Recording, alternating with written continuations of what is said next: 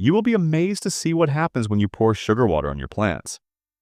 It may sound too simple, but this natural mixture can give your plants an instant boost of life and energy. Nature has its own sweet secrets, and this one comes right from your kitchen. Take 1 liter of clean water and add 1 spoon of sugar.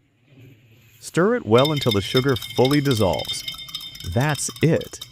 Your natural energy tonic is ready. Now, slowly pour this sugar water around the base of your plants, especially near the roots. Do this in the early morning or late evening, when the soil is cool and can absorb the mixture deeply. As the sugar seeps into the soil, it feeds beneficial microbes and strengthens root activity. These microbes help your plant take in nutrients faster, making the leaves look greener and fresher within days. It also helps weak or dull plants recover quickly after pruning or transplanting. But remember, don't overuse it. Once every 2 weeks is enough to keep your plants healthy and strong without overwhelming the soil. Try this natural sugar water hack once, and you'll see your plants shine with new life.